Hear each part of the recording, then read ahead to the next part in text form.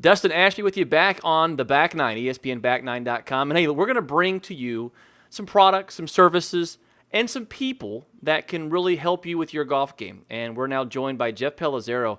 And Jeff's a fitness guru. Jeff, I'll give you a second to introduce yourself. How did you get involved in golf fitness?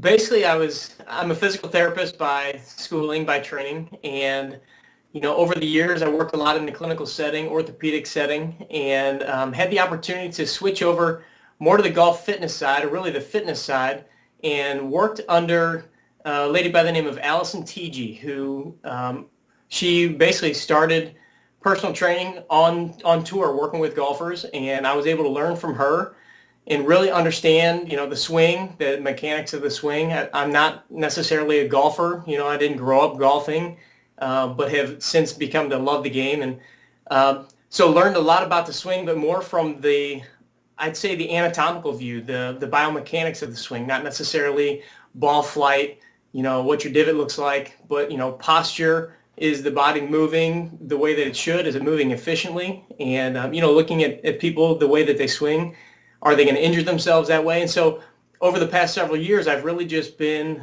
getting more involved in the game of golf and learning more about the swing and about the body itself, and then tailoring fitness programs to improve golfers' ability to hit the ball, but also to play the game for a longer period of time. You mentioned injury, and for so long people thought of golf fitness as just that, injury prevention. But what I found in working with you is that understanding your body, physically how you make the move in the golf swing can really help to improve your golf game, not just prevent injury, which definitely it can do.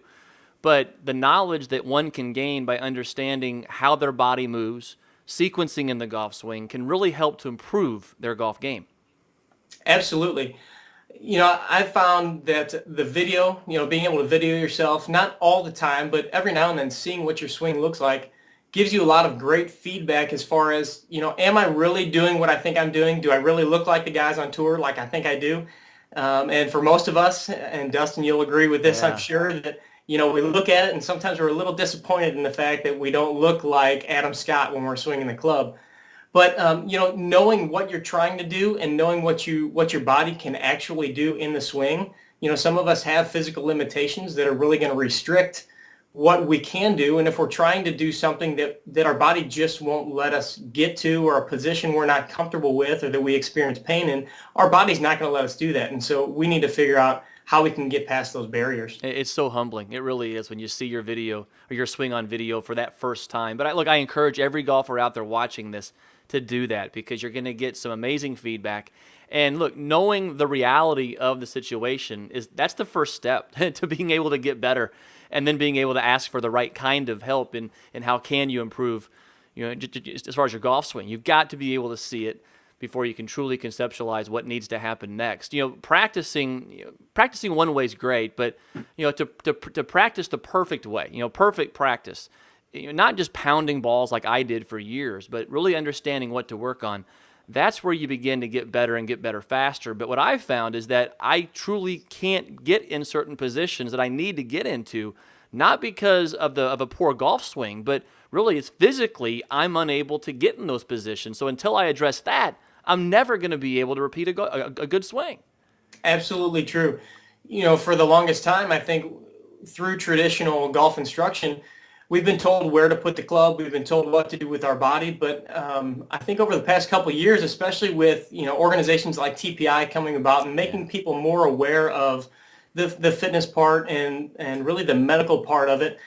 And when you're trying to get to these certain positions, sometimes you just don't have the mobility, say in your hip or your shoulder, and you're trying to get to this position. And maybe you can get the club where your swing coach wants you to get it, but you're not necessarily doing it the right way because your body's compensating because of other flaws or limitations. So when you know what those limitations are and you can attack those initially, you're basically starting from the ground up and saying, okay, I understand what I can and can't do right now. I'm going to work on these things and slowly get better at those. And that's going to make it easier to get you into those positions in your golf swing. What I found too is that when you're on the golf course, and make a few bad swings. It's so much easier to really assess what went wrong. And it wasn't because the club face was necessarily open or closed. And ultimately, yeah, that's why the golf ball went a certain way.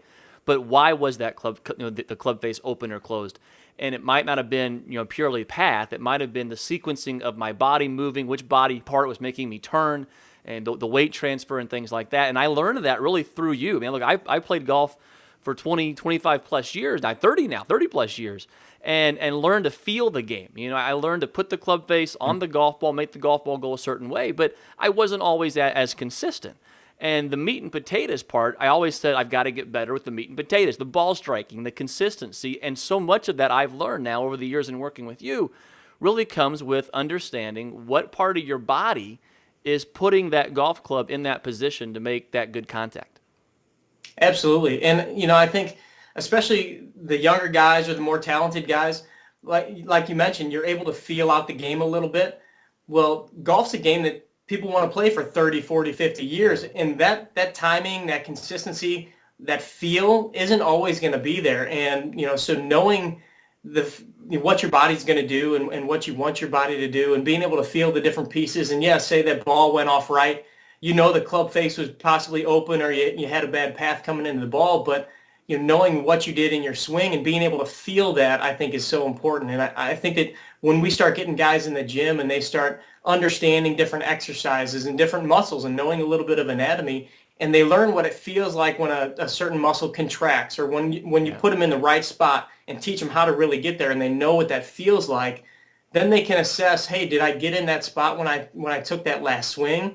Or was I a little bit off? Was I connected? Was I actually in a good posture? Did I feel those things that I feel in the gym? And I think that's where we really see the benefit. All right, so mentioning the gym. So the person who comes to see you for the very first time, what do you walk them through? How do you assess where is this player? Because, I'm sure you might ask what kind of a player are you? What's your handicap? But, look, I'm a perfect testimonial to this. I'm a scratch or a 1 or 2 handicap now these days. But I took this magical test, that you gave me, and I didn't score out like a 1 or a 2 handicap. Exactly. So we do. When I bring somebody in, I talk to them about their game. I talk to them about their previous fitness level, and then I take them through basically a full body screen. And it's not specific. It's specifically geared for golf, but really it's just a functional fitness screen. We go through things like a deep squat, or we test your internal and external rotation of your hips, things that you're going to use on a daily basis. What the TPI program, which is the program that I'm using, what it allows us to do is take that information, ball it all together, look at it, and specifically gear that evaluation towards, okay, well, if you're tight here or if you're not flexible enough here, that's most likely going to cause this in your swing. And so you're going to find that, anybody that goes through the fitness eval, I went through it, everybody that I know that's gone through it fails pieces of it. Nobody's gone through and gotten 100% yet. I haven't found that person yet. But, it gives you the feedback that, hey, there's things that I can improve on. And say I am a 1 handicap or, a scratch golfer, but I'm scoring a low 20 handicap on my fitness level. Imagine what's going to happen when my fitness gets that much better and I target these certain things. And so that's what we do. We look at the fitness level, and then we devise a program specifically geared towards those things and then help you really target those in conjunction with, whatever swing instruction you're going through. We try to tailor that together. After our test, I kind of reflected on, well, how in the heck am I playing the game like I'm playing it? And, golf is a game of misses, as people have said. You try to figure out where to miss the shot. And that's what over the years I got good at. I figured out where to miss. So I could get up and down, 40, 50% of the time. And that's how I could shoot a lot of those 74, 75s. But, it took a rare week or that special week for me to be able to put it all together where I might win a tournament. But it was, few and far between because I wasn't as consistent. And I'm sure it's because of the physical side of things. But, to be able to not worry as much about the miss and start thinking more about, making good contact and hitting those shots. I'm anxious to see how it all plays out now once we can really address, post the assessment here. Just the purely physical side of things, to be able to free yourself up and not worry so much about where you always have to miss every shot, because I think that's how I've scored now over the years, is just figuring out where to miss. Sure. Yeah, it just gives you a little bit better feedback, like we said, and and you can start concentrating on, that correct, repeatable impact, Yep. as opposed to, there's some water on the right. I better not take it right. So I'm going to do everything in my power to not hit that ball right. And what do we normally do? Because you don't feel it out and you don't know what your body's supposed to be doing. And, when you see those differences in your swing, you see the bad thing, the bad flaws, and we can kind of attack it. But it also gives us the reason of, okay, this is why I'm doing it. Yeah. And now I can understand that a little bit better, and then now I can approach that with a little better information. Well, I can tell you what, this information alone will give you purpose in your practice to ultimately give you that perfect practice kind of session. And that's how you're going to get better, ultimately, is being able to combine the work you do in the gym with the work you do on the practice tee with your PGA instructor. Then ultimately, as Tiger said, it's a process, taking it out to the golf course where you can actually see the benefits of all the hard work. Now, if people want to find more information about you, about what you do, they can visit your website at jeffpelizzaro.com?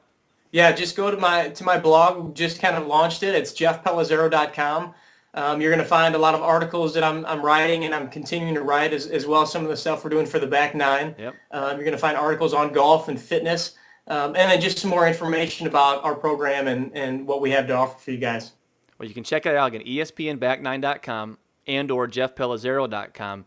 And he has some great stuff. He'll just send out emails to you, newsletters for you every once in a while to be able to give you a tip. So definitely check it out again. It's jeffpelizzaro.com. And spell your last name for everybody, Jeff.